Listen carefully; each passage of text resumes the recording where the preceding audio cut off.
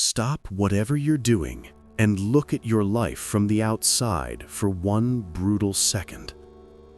Every day, without even noticing, you perform the same quiet ritual billions of people perform. You shrink, you soften, you smooth out your sharp edges so the world won't glare at you. You match the tone of the room, you dress like the people around you. You censor the thought that would have hit harder than any punch.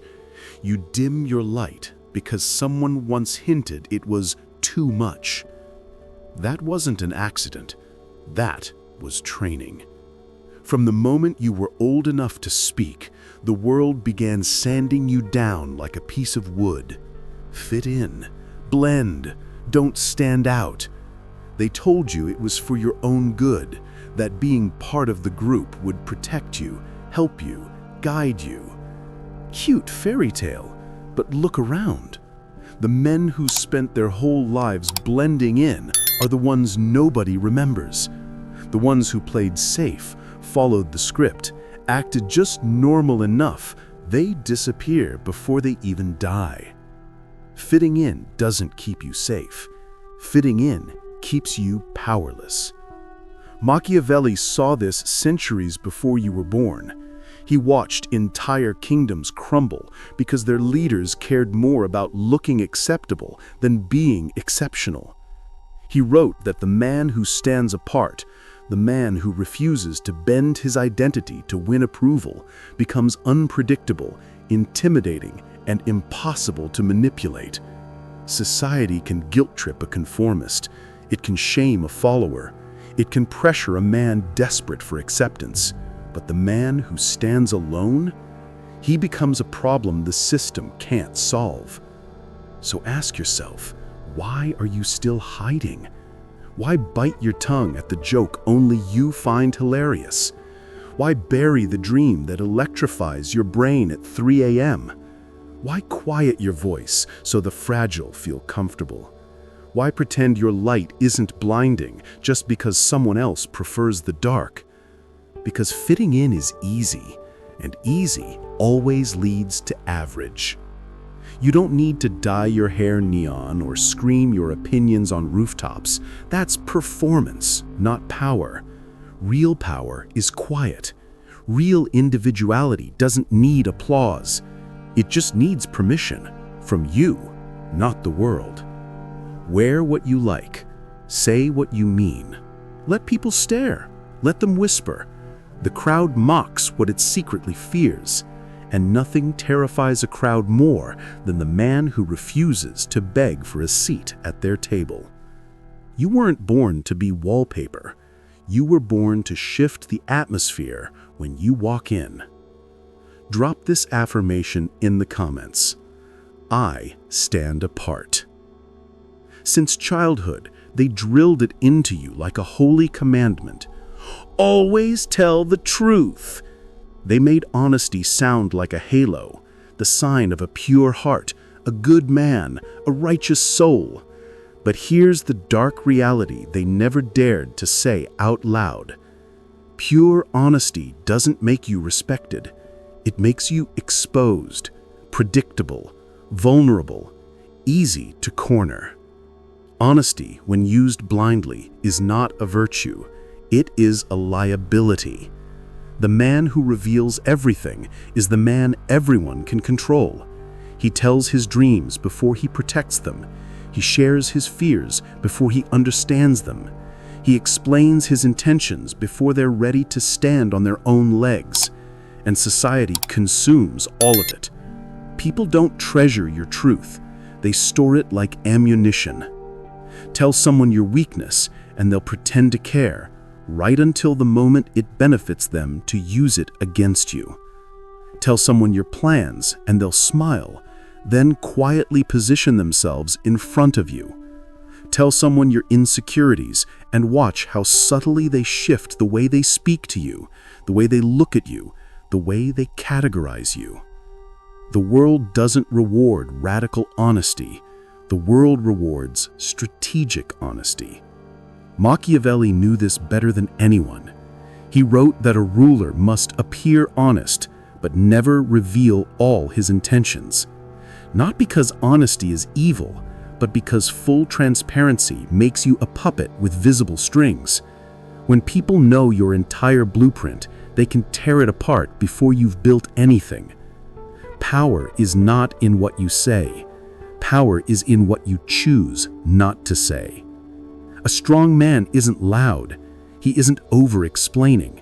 He's selective, intentional, controlled. He shares pieces, never the whole picture. He speaks with purpose, not impulse. He reveals what reinforces his position, never what weakens it. He understands a dangerous truth. Mystery creates gravity. The less they know, the more they want to know. The more they want to know, the more control you hold. Your mind is not a public diary. Your emotions are not community property. Your dreams are not for casual conversation. Silence is not emptiness. Silence is leverage. So from now on, before you speak, ask yourself, does this strengthen me? Does this reveal unnecessary weakness? Does this increase someone else's power over me? If the answer isn't crystal clear, stay silent. Drop this affirmation in the comments. My silence is power. You've been fed the same polite poison your entire life. Be humble. Don't brag. Don't show off. Don't make people uncomfortable. On the surface, it sounds noble. It sounds spiritual. It sounds morally pure. But peel back the sugarcoating and you find the real purpose behind that message. Excess humility keeps you small enough for others to manage. Society doesn't preach humility to protect your soul. It preaches humility to protect its comfort. Because the moment you stand tall, the moment you acknowledge your abilities without apology, the moment you carry yourself like you know exactly what you bring to the table, people get nervous. Your confidence shines a bright light on their insecurities. Your progress exposes their stagnation. Your strength forces them to confront their own weakness. So what do? They weaponize humility. Don't be arrogant. Who do you think you are? Stay grounded. Tone it down. What they really mean is, stop growing so fast, it scares me. Here's the truth most people will never admit. Humility, when abused, is nothing but self-erasing. You shrink your voice, you downplay your talents, you pretend your achievements are nothing, and you soften your presence so you don't disrupt the fragile peace other people built around their own limitations. And what does that get you? Invisible, ignored, underestimated. You don't earn respect by pretending to be less. You earn respect by owning exactly who you are. Machiavelli understood this deeply. He wrote that a leader must maintain the appearance of virtue but never sacrifice his strategic advantage. Meaning, you can be humble in demeanor, but never in identity, never in self-worth, never in the recognition of your own power. Real humility is not pretending you're weak. Real humility is knowing your strength and not needing to scream it. You don't have to brag. You don't have to showboat. You don't have to dominate every room, but you do have to stop hiding. Stand straight. Speak clearly. Accept praise without deflecting it. Acknowledge your skills without guilt. Stop apologizing for your ambition. Stop shrinking your presence so others feel taller, because here's the Machiavellian truth. People can only undervalue you when you undervalue yourself first. Once you begin owning your worth, the world is forced to recalculate how it treats you. Drop this affirmation in the comments. I own my worth. One of the greatest sources of weakness in modern men is this hypnotic urge to justify everything they do. You explain your decisions, your goals, your boundaries, your preferences, as if the world signed your birth certificate and now deserves a full report every time you move. But here's the truth you've never been told plainly. Every explanation you give lowers your value. When you explain yourself, you're asking for permission. When you justify yourself, you're pleading for approval. When you over-explain, you're signaling uncertainty, even when you're right. People hear your words, but they're listening for something else. Is this man firm, or is he seeking validation? And the second they sense that validation hunger, they know exactly how to control you. They pull back a little affection, raise an eyebrow, question your choice, and suddenly you're bending yourself into emotional origami to win back their acceptance. Machiavelli warned rulers about this centuries ago. A leader who constantly explains his actions invites doubt. A leader who moves with confidence inspires obedience. Powerful men don't narrate their decisions, they execute them. Not because they're stubborn, not because they don't care, but because they understand a principle weak men never grasp. When your actions stand on their own, you don't need speeches. Look at the men people follow, not the celebrities, not the influencers, but the real leaders you know in your personal life. They don't flood the room with justifications. They don't give long monologues about why they chose a path. They make a decision, communicate it simply, and then stand behind it without flinching. That's authority. That's presence. That's strength. Explanations dilute your power.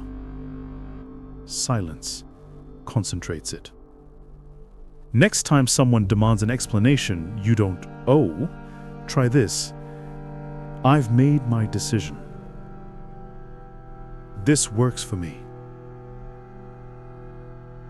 I'm not discussing it. I prefer it this way. Short, clean, final.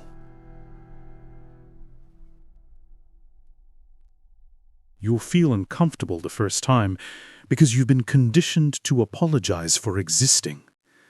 But watch how quickly people adjust when they realize you don't dance for approval anymore.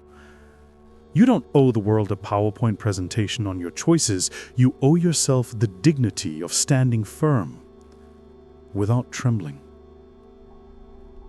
Drop this affirmation in the comments. I don't. Explain. I decide. Most men don't live their lives. They wait for them. They wait for a green light. They wait for approval. They wait for someone to nod, smile, or say, "Go ahead." And while they wait, their power leaks out of them like water from a cracked cup. You don't notice it happening because you were trained to believe permission is noble. Teachers, parents, bosses, they conditioned you to pause before every move. Can I do this? Is this okay? Does this bother anyone? That habit followed you into adulthood like a shadow you didn't ask for. But here's the truth that polite society will never print on motivational posters. A man who constantly seeks permission is announcing that someone else owns his authority. You will never rise above the level of the people you're waiting approval from. If you need their blessing, you are beneath them. Psychologically, emotionally, strategically. Machiavelli understood this with surgical clarity. A leader, he said, must trust his own judgment more than the comfort of the crowd. Because the moment a ruler waits for permission, he becomes a servant. And servants don't make history. Let's be clear, this rule isn't about recklessness. It's about independence. You don't need permission to change your life. You don't need permission to reinvent yourself. You don't need permission to say no, to walk away, to try something new, or to choose what aligns with your path. Waiting for approval is the psychological version of kneeling. And here is the darkest part. People treat you based on what you signal. If you act like you need permission, they will happily become your gatekeepers. They will decide what you're allowed to do. They will control the pace of your growth. They will shrink your world down to the size of their comfort zone. So here is the shift. Stop waiting. Start acting. If something matters to you, move. If you want something, pursue it. If a decision feels right, make it. If a direction calls you, follow it. Say less, do more. People may be shocked at first. They may resist. They may question your sudden autonomy. Good. That means the chains you didn't realize you were wearing have started to break. Great men don't ask for seats. They walk in and claim the ground beneath them. Drop this affirmation in the comments. I take action without permission. One of the most dangerous habits a man can have is being too available, too reachable, too easy to contact, interrupt, question, or pull in a dozen different directions. You think openness makes you friendly. You think constant availability makes you dependable. You think accessibility is kindness. But in power dynamics, in real life, constant access equals zero value. People do not respect what is always within reach. They respect what is scarce, what requires effort, what has boundaries. Look at how people treat limited resources, diamonds, gold, VIP seats, high-level mentors, elite specialists. They fight for access. They prepare. They show up differently. They put in effort. Now look at how people treat what's always available. Free samples, open doors, men who answer instantly and say yes to everything. Unlimited access breeds casual disrespect. Machiavelli understood this deeply. He warned rulers to manage their presence with precision, appearing enough to maintain authority, but never so much that their presence became ordinary. Familiarity doesn't just breed contempt, it breeds invisibility. And that's what happens when everyone can reach you. You fade into the background of their priorities. So here's the brutal truth. If you want to be valued, you must become selective. Not everyone deserves front-row seats to your life. Stop replying immediately to people who wouldn't cross a street for you. Stop saying yes just because it's easier than saying no. Stop allowing coworkers, acquaintances, or even family members to drain your time and mental bandwidth by default. Your time is your throne. Your attention is your currency. Your presence is your leverage. When you give it away freely, you're telling the world you don't value yourself, so why should they? Here's what powerful men do differently. They create access tiers. They make people earn proximity. They communicate boundaries without apology. They protect their schedule like a fortress. They give energy strategically, never out of guilt. From now on, practice controlled availability. Take your time to respond. Leave messages unread until you're ready. Say, I'm not free. Say, that won't work for me. Say no without a paragraph attached. The moment you stop being universally reachable is the moment people start treating your time like it matters, because for the first time, it does. Drop this affirmation in the comments. My access is earned, not given. One of the most exhausting, dignity-killing habits men develop is the instinct to chase, to pursue attention, to fight for scraps of validation, to prove their worth to people who barely acknowledge their existence. You call it loyalty. You call it effort. You call it persistence. But the brutal truth? It's self-abandonment dressed as devotion. You weren't born with this instinct. You were conditioned into it. Conditioned to believe that if someone pulls away, you must run after them. That if someone is distant, you must close the gap. that if someone is indifferent, you must earn their affection like a starving dog begging for a bone. But Machiavelli understood the psychology of power far too well. The more you chase, the faster people run. The more you pursue, the cheaper you become. Human nature is wired for this. What comes towards us too easily, we instinctively devalue. What pulls away, we instinctively want more. So, when you chase someone, a friend, a woman, a mentor, a social circle, you accidentally place yourself beneath them. You announce without words, "I believe you are more valuable than me, so I'm willing to move while you stand still." That is the posture of a servant, not a man. Here's the truth no one tells you. People who want you will meet you. People who respect you will match you. People who value you will choose you without pressure. Stop wasting your energy proving you're worthy of someone who treats you like an option. Stop pouring effort into people who offer you silence. Stop negotiating your worth in spaces where your presence should have been enough. When someone withdraws, let them. When someone shows disinterest, accept it. When someone takes you for granted, remove your energy. When someone stops choosing you, choose yourself. Your absence is a stronger statement than any argument you could make. The moment you stop chasing, the power dynamic flips. You reclaim your dignity.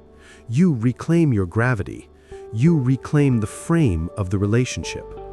Because here's the Machiavellian law. He who needs the least controls the dynamic the most.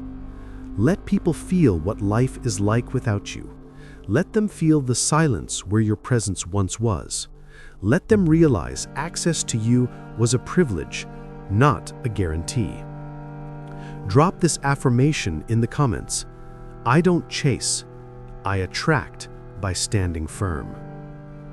There's a special kind of exhaustion that comes from arguing with people who aren't interested in clarity, only victory.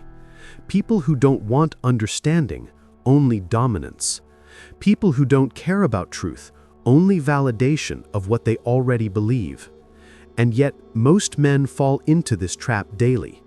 You defend yourself. You justify your decisions. You debate small minds. You try to persuade the unpersuadable. But here's the Machiavellian reality.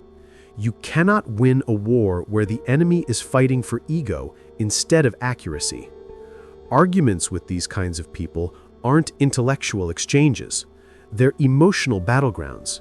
They don't listen to what you're saying. They wait for you to stop talking so they can reload. They twist words. They deflect. They escalate.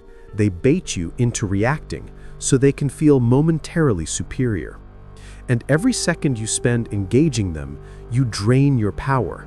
You lower your status. You put yourself on equal footing with someone who isn't even playing the same game. Machiavelli wrote that a wise ruler chooses his battles with precision, not out of emotion, but out of strategy. He understood that argument is a resource, and resources must be invested where they produce results. So, let's be brutally clear. Do not argue with people committed to misunderstanding you. People who want a reaction, not a resolution. People whose identity depends on being right. People who confuse loudness with logic. People who debate from emotion, not reason. People who twist facts to protect their insecurities. Trying to convince these people is like trying to teach a stone to bleed. Instead, adopt the mindset of a man who understands his time is a throne. When someone argues in bad faith, withdraw. When someone twists your words, go silent. When someone wants chaos, don't provide the fuel. When someone seeks dominance through debate, deny them the battlefield. Silence in these moments is not surrender. Silence is superiority. You don't prove intelligence by winning pointless debates. You prove intelligence by refusing to participate in them. Let your results speak. Let your actions clarify. Let your progress dissolve their arguments without you saying a word. Because here's the law: a man who speaks less forces the world to listen more. Drop this affirmation in the comments. I refuse to argue with the unwilling. Most men aren't defeated by huge tragedies. They're defeated by tiny, constant leaks of energy. The endless distractions, the meaningless obligations, the pointless conversations, the emotional noise, the petty conflicts, the empty entertainment, the habits that comfort you while quietly destroying you. You think you're tired, but you're not tired. You're scattered. Your power isn't gone. It's diluted. Every notification you check, every argument you entertain, every hour you scroll, every task you say yes to out of guilt, it chips away at the sharpness you could have had. And here's the uncomfortable truth: your future is shaped less by what you do than by what you stop doing. Machiavelli understood that a leader's strength didn't come from intensity, but from focus. A ruler who tried to solve every problem became overwhelmed. A ruler who invested his energy only in what mattered became unstoppable. Apply that to your life. There are things you're doing right now that are quietly killing your momentum. Not dramatically, subtly. You know exactly what they are. That friend who drains you with negativity, that habit that eats your time, that routine that keeps you stagnant, that temporary break that turned into lifestyle escapism, that comfort zone disguised as peace. Here's the truth most men never face. Your life won't level up until your standards do. Cutting off distractions isn't discipline, it's self-respect. Protecting your energy isn't selfish, it's strategic. Refusing to engage in draining situations isn't cold, it's necessary. Powerful men operate differently. They don't answer every message. They don't attend every event. They don't respond to every emotion. They don't absorb every piece of noise around them. They allocate energy like an investor, not a gambler. From now on, filter everything through a single question. Does this move me forward or hold me back? If it moves you forward, commit. If it holds you back, cut it loose. Not slowly, not politely, decisively. You'll lose some people. You'll lose some routines. You'll lose some comforts. But what you gain? Clarity, strength, momentum, and a version of yourself you haven't met yet. Drop this affirmation in the comments. My energy goes only where my future grows. Since the moment you could walk, society has whispered in your ear, be careful. Don't take risks. Stay realistic. Play it safe. They paint caution as wisdom, prudence as virtue. But here is the brutal, unfiltered truth. Playing it safe is the fastest route to irrelevance. Safety preserves nothing but mediocrity. Safety guarantees invisibility. Safety keeps you small, replaceable, and easily forgotten. The world doesn't reward the cautious. It rewards the bold, the audacious, the ones who step into the unknown when everyone else trembles. Machiavelli understood this instinctively. Fortune, he wrote, favors the bold, not the timid. Opportunity waits for no one. Hesitation ensures loss. A man who avoids risk is a man whose story will be told by others, at best in footnotes if he's remembered at all. Risk is not recklessness. Risk is calculated. Risk is foresight plus action. Risk is the decision to step forward when others retreat, to claim what everyone else fears to touch, to act while the crowd is paralyzed. Look at history. The most influential men, the ones still studied centuries later, were not safe players. They dared. They moved first. They acted with decisiveness. They embraced uncertainty with preparation, and by doing so, they became untouchable, unstoppable, unforgettable. Meanwhile, those who played safe, they became shadows, names lost to time, ideas forgotten, opportunities vanished. Safety is comfort. Risk is power. Safety protects your past. Risk builds your future. From this moment, redefine what courage means. Move when the hesitant pause. Speak when the silent wait. Act when others fear the consequences. Step into storms that others avoid. Seize the opportunities that others leave behind. Calculated risk becomes reputation. Calculated risk becomes respect. Calculated risk becomes authority. Machiavelli's message is clear. He who hesitates loses control of his destiny. He who dares shapes the world.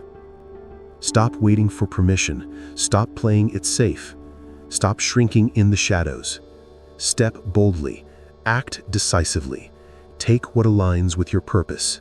Build what others say is impossible. Move while they wait. Speak while they silence themselves. Decide while they hesitate. Drop this affirmation in the comments. I dare to act. Because from now on, the rules society fed you to keep you small, nice, humble, patient, safe, no longer apply. You move with strategy, with presence, with purpose. You are no longer invisible. You are untouchable. You are respected. And the world will notice.